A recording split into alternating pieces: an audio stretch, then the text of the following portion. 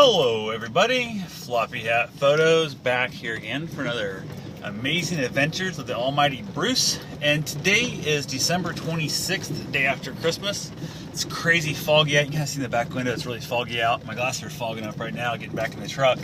And basically this is more of a, sometimes you have to do stuff that's not the most pleasant when you have a dog, and to give the dog its best chance at happiness and health and all that good stuff. I had surgery on my foot 2 days ago, and I came out here to the reservoir and let my dog run around and play. Luckily he's well enough behaved now. I'm able to let him off leash, which makes his playing a lot easier than it is if he's tied to a leash and restricting his running and really getting out there and having a good time. So you can see him, he's right there sitting in the truck with me. He's having lots of fun. He chased a couple squirrels. We played fetch with some sticks. Just had a good time out there. So ran into a new person we never met. There's a gentleman out here that was dog friendly, so Bruce ran up and played with him for a while and kind of showed him around, and that worked out really well. But today's, I guess, tip is going to be, just because I should be like 100% sitting at home, my foot propped up in the air, and I shouldn't be doing a damn thing but icing it and heating it, my dog would have been going crazy. Back when I had my other surgery before, he was, by a few days into it, he was just trying to chew on my arm. He was so frustrated and needed to get out and play some. So I wanted to keep that from happening, and I didn't do much. We just made the 1.5 mile loop. I was on crutches, which are right there.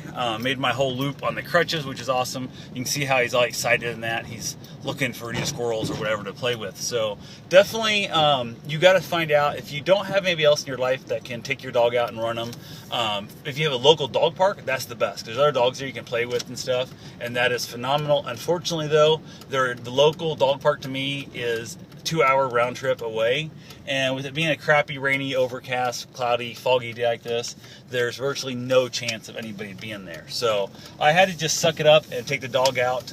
Get one of your good throw toys, one of those tennis ball launchers that I think Kong makes, some other people make them too. The ball and the stick, you can really just chuck that thing a long ways to get your dog running. That'll help work them off some of that frustration. And a lot of, like with him right now, he knows that I'm in massive pain. He knows that I'm dealing with the stress of all that. He's been really needy and really like up on, you know, just clingy, I guess is a better term for it. So definitely wanting to be there, wanting to try and give me all the attention I can. Just because he knows I'm not feeling good. And dogs sense that, and they'll bring it out, and they'll really kind of try and cuddle up with you, and they'll try and, you know, be extra nice to you. But he has so much energy. You might have a lazy dog, but this dog has so much crazy energy. Like, we play fetch in the house, and he knocks over stuff. Like, he knocked over a couch just a few days ago, and ridiculous things like that. He breaks things. He dented my electric baseboard heater. Just crazy fun stuff like that happens. So today's tip is pay attention to things. If you're going to be laid up like that for a while, you have to find somebody to go out there and take care of your dog. There's websites like doggyvacay.com, which is one I'm a member of. That I'm actually a dog sitter. I do doggy daycare, let them out, just go to the bathroom kind of stuff even. Definitely I do overnight stays. That works out really well. I've had, you know, a few weekends, that kind of thing. But find a way to entertain them. If your dog is really good and your dog will come to you and follow you and stuff, you can get on a bike and you can ride a bike, which I've done in the past with him, and that works really well. You can also, I've seen it, I've never personally done it, but I've seen it done. Get in your car, like with your van, the door open, and have a treat or something for him and start driving, but you gotta stay way ahead of him. You cannot let him right there getting run over by you. But call him, and basically as you are driving really slow on an outside country road or a non-busy side street in your town, and let your dog get some exercise and get him to running. But the best thing, if at all possible, find somebody who has dogs they can play with. Find somebody who's a runner. I know a lot of runners, like myself. I've actually done it for other people, taking their dogs running. So if you're laid up, find somebody else. If you see them, I mean, literally just see them on the street running, flag them down and ask them, hey, you know, I know this sounds super weird, but would you be interested in exercising my dog for me, because I am going to be laid up. Next week I have a surgery or whatever. Make sure you vet them, make sure you get to know them.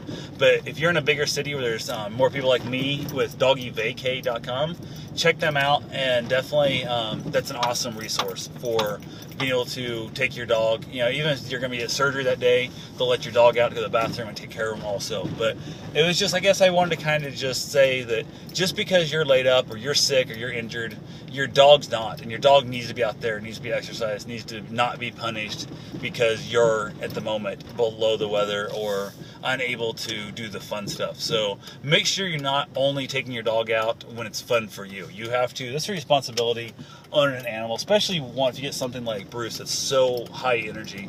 You have to be willing to, I guess, suck it up, lack of a better term, and suffer through it and make sure they're entertained and they're having fun as well. So that's pretty much all it was. It's just a little thing of make sure, even though you're not feeling good, don't take it out on your dog. Don't make your dog suffer and just get bored and start tearing up furniture or doing other problems that your dog might end up doing if he's superbly, fascinated and upset. So take care. That's all I've got for right now. Hope you guys have yourself a safe and wonderful day.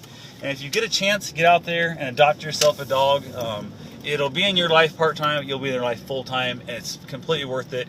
Even on days like this when I'm out walking a mile and a half on crutches in severe pain, it's still worth it. I wouldn't trade the dog for nothing. So anyway, you guys have yourself a good one and take care.